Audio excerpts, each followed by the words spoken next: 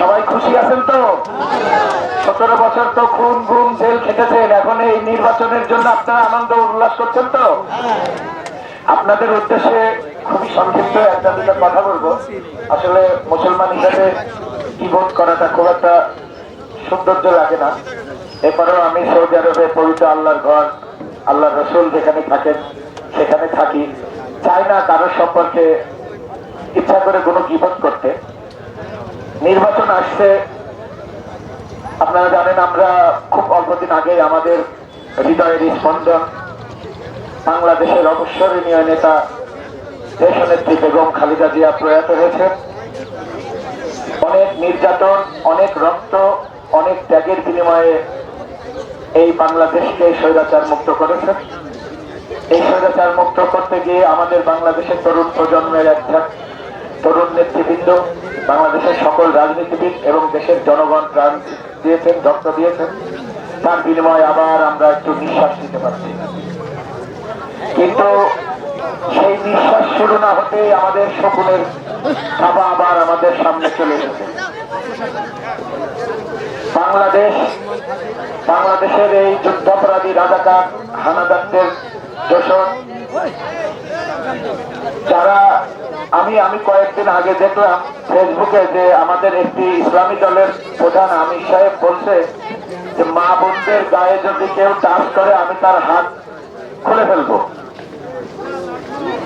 তো মানে আমাদের ইন্ডিয়ার পাশের দেশের একটা লোক, ওরা একটা কথা বলে হিন্দিতে যে মজাক করনে কা ভি তরিকা হতা হ্যায়, মানে ইয়ারকি মারারও একটা সিস্টেম থাকে। 1971 সালে যারা কিনা ঘরে ঘরে আমাদের মা বোনদের জোর করে উঠাই নিয়ে যায়, তাদের এই পছন্দের এই পাকি বাহিনীর হাতে আমাদের মা বোনদের নিয়ে যায় উল্লাস করেছে, আর তারা বাইরে দাঁড়িয়ে পাহারা দিচ্ছে। আজকে তারা বলে যে তাদের মা বোনদেরকে হাত দিলে এই আছে, মা বোনদেরকে কি হাত দেবে ভাই? তোমরা নিজেরাই তো দিবা, মানে তোমরা যা করো তাই তোমরা বলছো। আমরা ভাই এই যুদ্ধাপরাধী রাজাকারদের কাছে আমাদের মা বোনকে আমরা নষ্ট হতে দিব না, প্রয়োজনে আমরা আরো রক্ত দিব।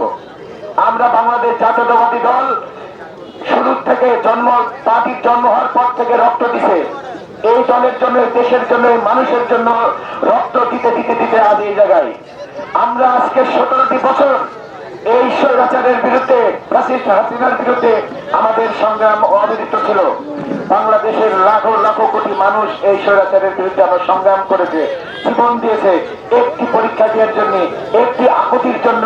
একটা দেশে গণতন্ত্র হবে, দেশের মানুষ নিঃশ্বাস ফেলবে, স্বাধীনভাবে নির্বাচন ভোট দিবে, সেই ভোটে তাদের নেতা নির্বাচন করবে।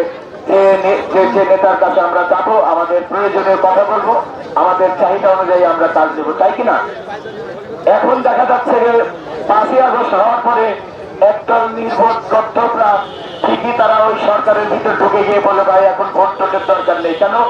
কারণ ভোট টোট হলে তো তাদের আর রাজাকারি করা সম্ভব হবে না, এই জন্য ভোট দিতে। আজকে এই কথা, কালকে পিয়ারের কথা, তারপরের দিন ভালোবাসার কথা, তারপরের দিন আর এক কথা, নাটকের শেষ নেই। নাটক করতে করতে করতে করতে আজকে আবার দেখছি তারা সবুজ বাল দিচ্ছে। কারণ হচ্ছে তারেক রহমানের বাংলাদেশ প্রথম লালবাগ দেখেননি?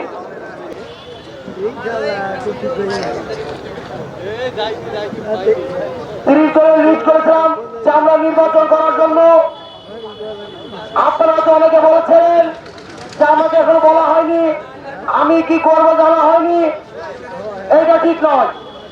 আপনি 5 তারিখে আন্দোলন করেছিলেন, এই সরকারকে বদল করেছিলেন।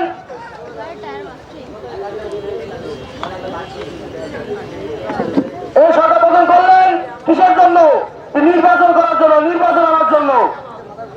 আপনি দেখেছেন বিগত সরকার যে নির্বাচন করেছে, আপনার ভোট লাগেনি, আগের দিন ভোট হয়ে গেছে, রাত্রে ভোট হয়ে গেছে। তারপরে কি করলো? মামা ভাগি নির্বাচন, ওরা ভোট করে ভোট পেয়ে নিল।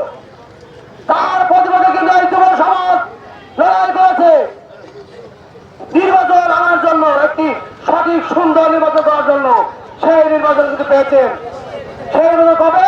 12 ফেব্রুয়ারি। সময়ের কদিন বলেন? 10 দিন, অর্থাৎ সময় কিন্তু বেশি নেই। সংগ্রামী ভাইরা, সেই নির্বাচনের জন্য চ্যালেঞ্জ থাকলেন, রাত্রে শুলেন না, কোথায় ধরে জঙ্গলে থাকলেন,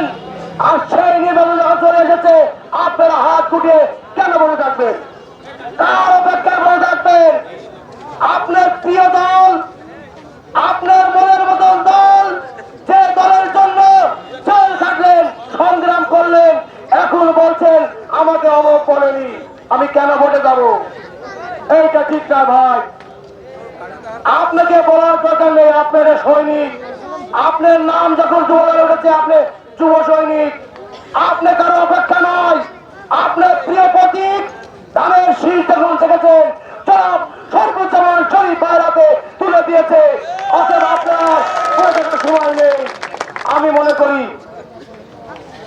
আরেকটি কথা সঙ্গে ভাই, যেহেতু সময় কম, আপনারা যারা এখানে এসেছেন, আমি মনে করি এই ট্রাইব্যুনালের 9টি ওয়ার্ডের মানুষ এখানে আছে। অতএব এখানে 500 লোক থাকলে যদি আপনারা এক একজন আজকে থেকে মনে করেন আমি 10 বারে যাব, তাহলে কয় বারে বলেন? 5, 10, 50 বারে চলে যাবে, 25 বার চলে যাবেন, 25 বার যেতে পারবেন। অতএব আপনারা তৈরি দরকার নেই, আপনারা যার যার বাড়ির পাশে 10টি বাড়ি যান, আপনার ভাইকে বলেন, আপনার প্রতিবেশীকে বলেন, আপনি 10টা বাড়ি ভোট করেন, যথেষ্ট ভোট হয়ে যাবে ইনশাল্লাহ। মানুষ ধানের শীষে ভোট দেবে। আপনি ধান লাগালেন, আপনি মাছ চষলেন, ধান কাটার সময় থাকবেন না, এটা ঠিক নয়। আপনাকে ধান কেটে ঘুরে নিয়ে আসতে হবে। ভাইরা আর একটি কথা বলেন, অনেকে মনে মনে ভাবছেন আমি ভোট না করলে কি হবে, আমার দল ক্ষমতায় চলে যাবে, হয়তো যাবে, কিন্তু এখানে আপনার এমপি হবে না। তাতে কি হবে? আপনার উন্নয়নে ব্যাঘাত ঘটবে, আপনার কপাল করবে, আপনার উন্নয়ন হবে না। আপনি কার কথা বলবেন আমার গ্রামে স্কুল লাগবে? আপনি কার কথা বলবেন আমার রাস্তা লাগবে? আপনি কি ঢাকায় যাবেন? অতএব এখানে এমপি দরকার, সময় কম, আমি কথা বলাচ্ছি না। সকলকে ধন্যবাদ। আসসালামু আলাইকুম। মাথা কি আছে?